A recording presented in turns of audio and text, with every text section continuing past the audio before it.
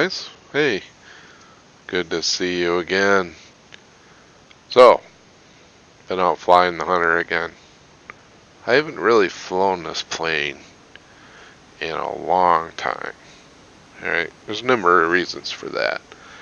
Uh, Mostly because I was more involved in the US and German trees, but also because I didn't really find the Hunter that exciting before. But now that I've played Supersonics, I've kind of gotten a feel for the higher speeds and the energy conservation that you need for a plane such as the Hunter F1 to be able to fly reliably, right, and confidently. Uh, but what I think right now is with the decompression, or the expansion of top tier into 10.3, we are now looking at a Hunter that is at least viable to play again. Previously, the Hunter would be faced up against the F100 or the MiG-19 or the Phantom FC or F4C quite often, and it just didn't make it really viable a plane. I mean, there was a number of 9.0 planes that kind of fell into the same category, but the Hunter is really one of them. Because there's a lot of disadvantages that it had against the Supersonics. So, one of the main disadvantages the Supersonics had was that you can't really move a lot. You can't waste your energy in turns.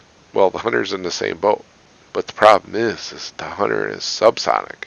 So, pretty much whenever a supersonic got on a tail, you were either if it matched your speed at all, you were kind of screwed.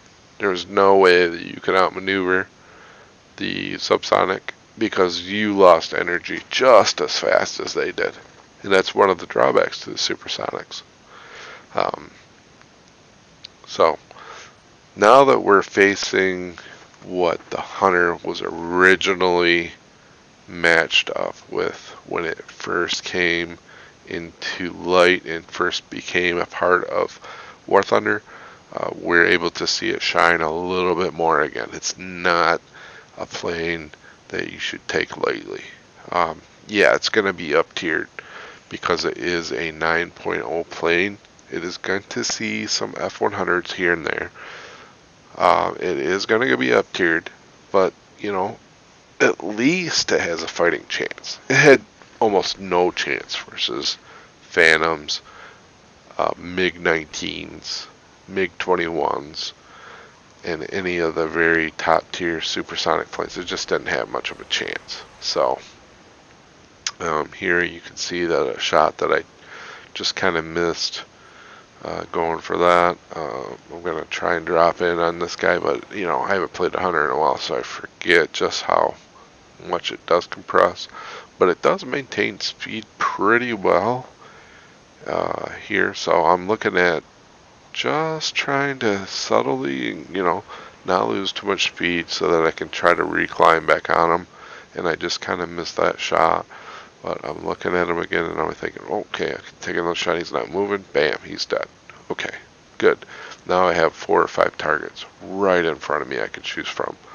Looks like a very good situation for me to deal with. So I'm looking at this M62 or 262, and I just happen to miss that.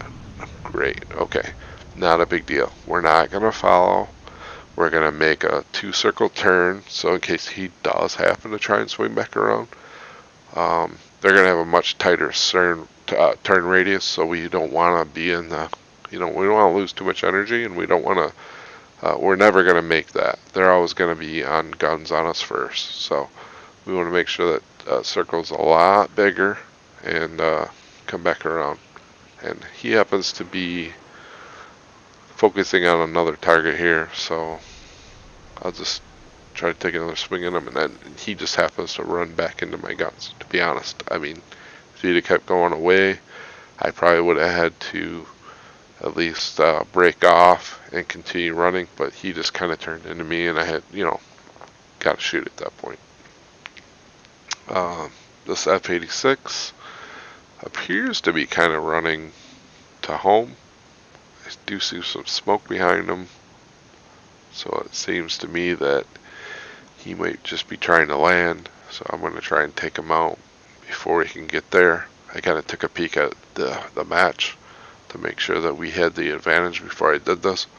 The last thing you really want to do is to try and take planes out, while your teammates are getting like killed. He obviously noticed me, so he took some defensive maneuvers. I'm not going to try and follow that.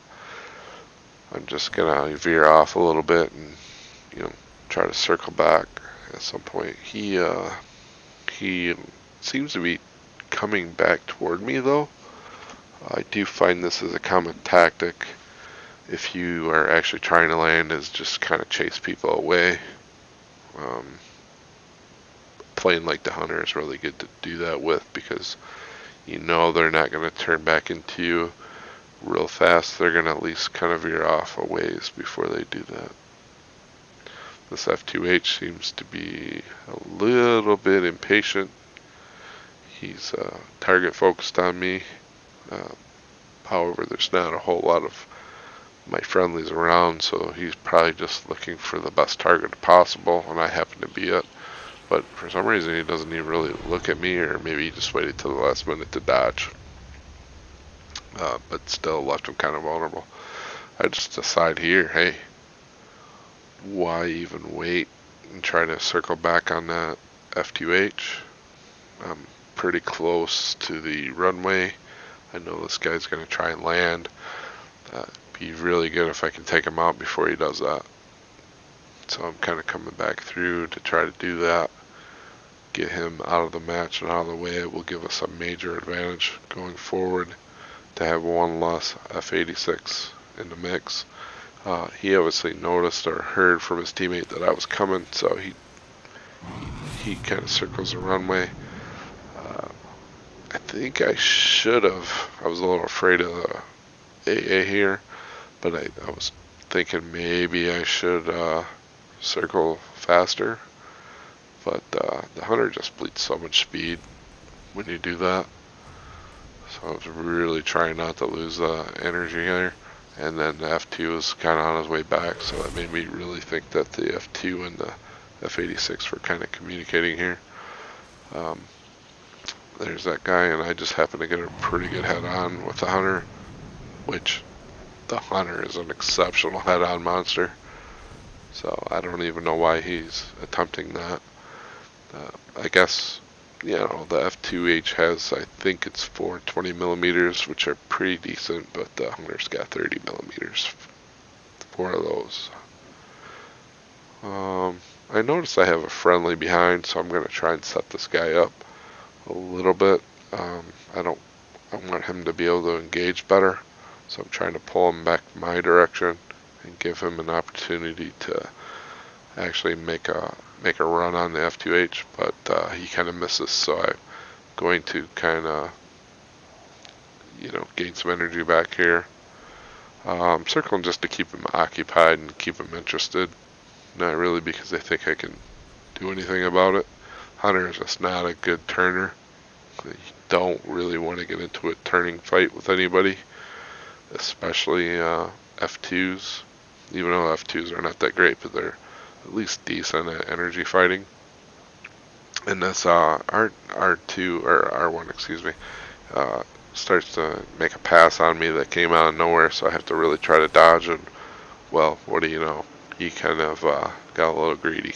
But at least we ended the match and confirmed some of my suspicions about the Hunter F1.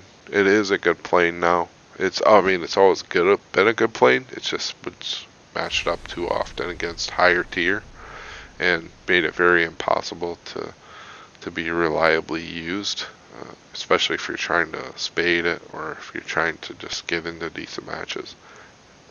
But that's it. I think it only took me a match or two to really understand that the Hunter is now a viable plane again that you should really use.